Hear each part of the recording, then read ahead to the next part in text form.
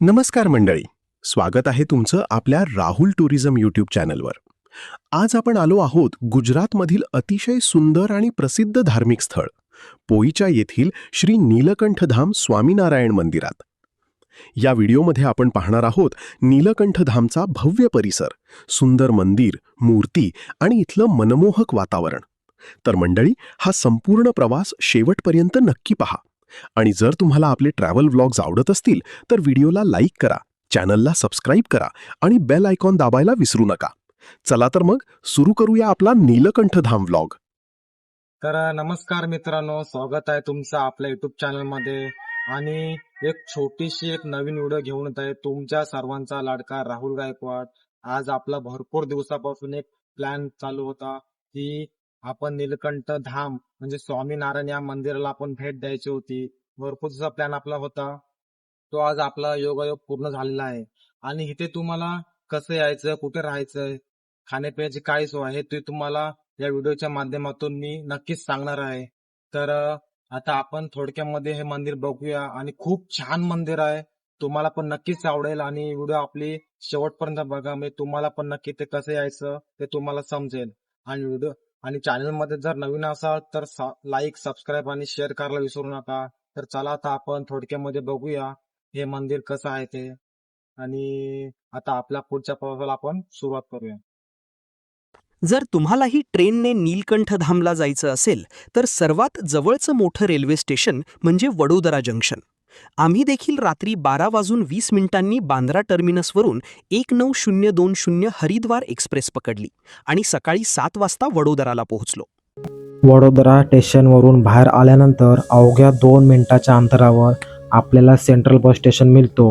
इथून आपल्याला राजपीपला जाणारी एसटी बस पकडायची आहे आणि या रूटचं तिकीट तुम्हाला साधारण 72 पर पर्सन पडतो.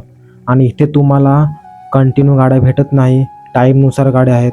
तर आपल्या बसला साधारण 2.5 तासाचा प्रवास लागतो राजपीपळाला पोहोचण्यासाठी. त्यामुळे निघण्याआधी बसची वेळ एकदा नक्की तपासा. 2.5 तासाचा प्रवास आपण पूर्ण केल्यानंतर राजपीपळा या बस स्टॉपवरती पोहोचतो. आणि इथून तुम्हाला बस चेंज करून पोईचा धामसाठी निघायचं आहे. आणि पोईचा धाम इथून 16 किलोमीटरचं अंतर आहे आणि तुम्हाला पर पर्सन 24 रुपये भाडं पडतो. फायनली आता आम्ही पोहोचलेलो आहे नीलकंठ धाम.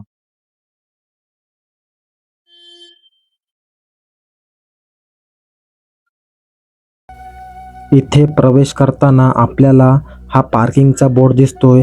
नीलकंठ धाममध्ये पार्किंगची सुविधा उपलब्ध आहे आणि पार्किंगसाठी शुल्क आकारलं जातं. अधिकृत माहितीनुसार इथे कार, 2 व्हीलर, बस अशा वेगवेगळ्या वाहनांसाठी पार्किंगची व्यवस्था आहे. नीलकंठ धाम हे नर्मदा नदीच्या काठावर वसलेलं श्री स्वामीनारायणाचं भव्य तीर्थक्षेत्र आहे. मंदिरासोबत इथे सुंदर गार्डन, गोशाला, प्रदर्शन आणि इतर धार्मिक सांस्कृतिक सुविधा देखील आहेत.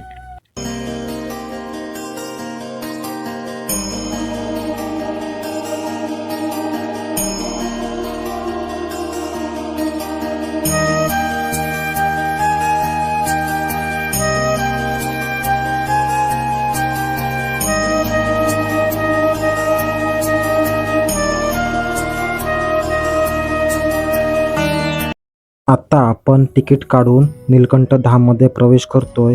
इथं प्रति व्यक्ती 10 रुपये तिकीट आहे. आत प्रवेश केल्यानंतर सर्वात आधी आपल्याला नीलकंठ धामचा सुंदर परिसर पाहायला मिळतो. इथे मुख्य मंदिरासोबत सुंदर गार्डन, विविध मूर्ती आणि धार्मिक दर्शनाचे ठिकाण आहेत. मुख्य मंदिरात श्री नीलकंठ व निद्र भगवानांचं दर्शन घेता येतं. मंदिराची रचना पंचप्रदक्षिणेच्या मार्गाने करण्यात आली आहे. तसंच इथे सहजानंद प्रदर्शनी, गोशाला, प्रसादाची व्यवस्था आणि इतर सुविधा देखील आहेत. तर चला आता आपण आतमध्ये फिरून नीलकंठ धामचा हा सुंदर परिसर तुम्हाला पूर्ण दाखवतो.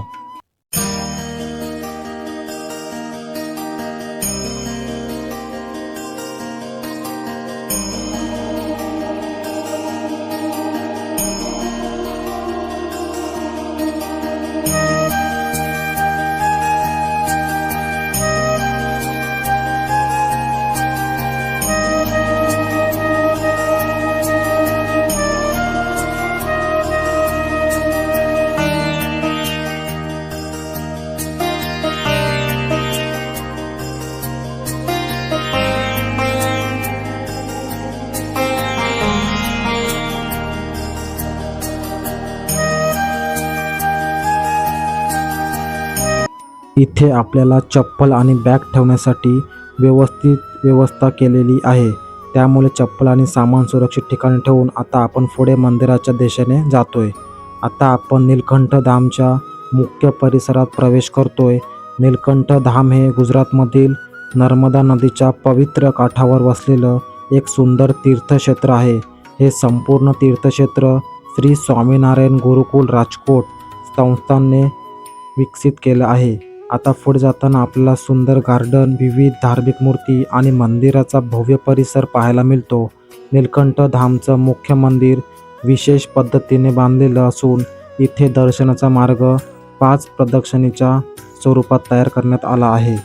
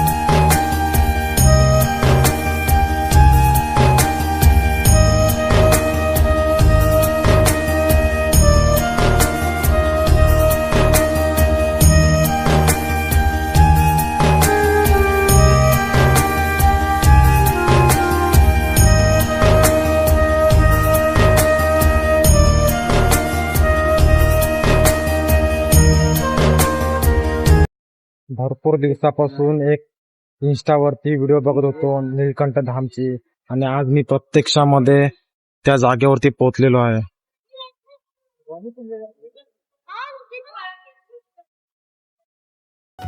या मार्गावर पुढे जाताना आपल्याला नर्मदा जलाचे 108 गोमुख भगवान, नारायणाचे 24 अवतार आणि नीलकंठ सरोवर यासारखी आकर्षण पाहायला मिळतात. आणि शेवटी आपण मुख्य गर्भगृहात श्री नीलकंठ वनिद्र भगवानांचं दर्शन घेऊ शकतो. इथे दर्शनासाठी मुख्य मंदिरात प्रवेश विनामूल्य आहे आणि मंदिर रोज सकाळी 6 वाजल्यापासून रात्री 8:30 वाजेपर्यंत दर्शनासाठी खुलं असतं.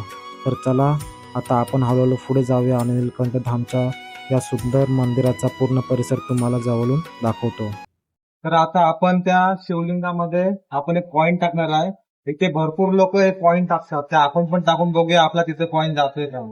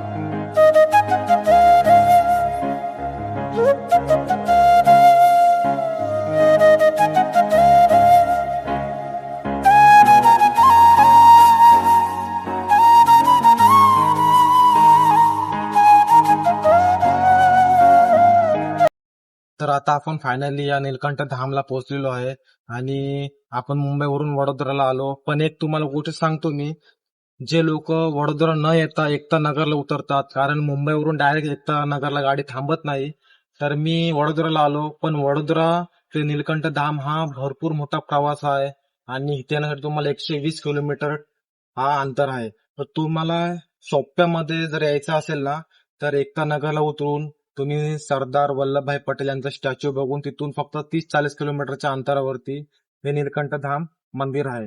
तर आता माझा थोडासा प्रवास मोठा झाला कारण मी वडोदऱ्यावरून आलो, मोठा पल्ला झाला. तर आपण तुम्हाला एक शॉर्टकट आहे, एकता नगरवरून या, खूप छान असा प्रवास आहे. तर तुम्हाला वडोदऱ्यावरून लांब प्रवास का आहे, कारण डायरेक्ट तुम्हाला बस इथे इथपर्यंत येत नाही आणि दुसरी गोष्ट बस इथे टायमावरती आहेत. तर वडोदरा ते राजपीपला हा 108 किलोमीटरचा अंतर आहे आणि राजपीपलावरून दुसरी बस चेंज करून इथे तुम्हाला पोईचा धाम ह्या गावाचं नाव आहे, ते तिथपर्यंत तुम्हाला यावं लागतो. आता राजपीपला ते पोईचा धाम हे 16 किलोमीटरचं अंतर आहे. त्यापेक्षा तुम्हाला एकता नगरवरून फक्त 40 किलोमीटरच्या अंतरावरती हे मंदिर पडतं. तर मला थोडंसं लांब पडलं. तुम्हाला शॉर्टकट आहे एकता नगर, तिकडून तुम्ही या. आता तुमच्यावरती चॉईस आहे कुठून तुम्हाला यायचं आहे ते. इकडे तुम्हाला बघा दुकानं भेटतील इकडे सगळ्या लाईनीमध्ये. जे काय वस्तू तुम्हाला पाहिजे ते इथे मिळून जातील.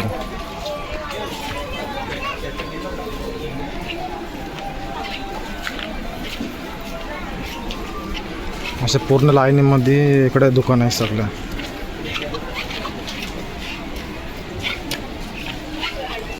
नीलकंठ धामचा परिसर फिरून झाल्यानंतर आता आम्ही आलो आहोत नीलकंठ प्रसाद इथे जेवण करण्यासाठी. इथे जेवण करण्यासाठी आधी टोकन घ्यायचं असतं.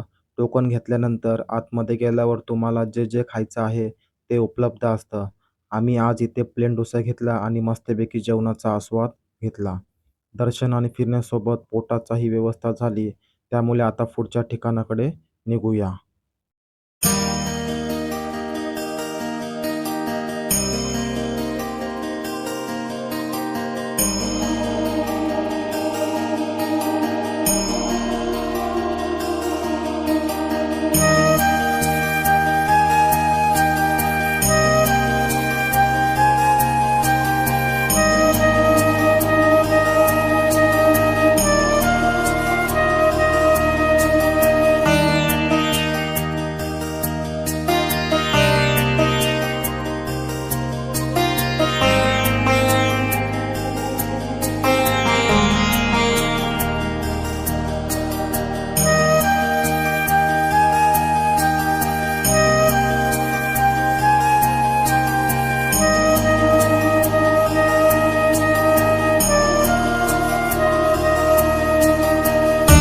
हे बघा, हे समोर आपल्या इथे हॉटेल आहे, पण तुम्हाला 2 महिने अगोदरच बुकिंग करावं लागेल कारण इथे एकदम ऑनलाईन बुकिंग असतात.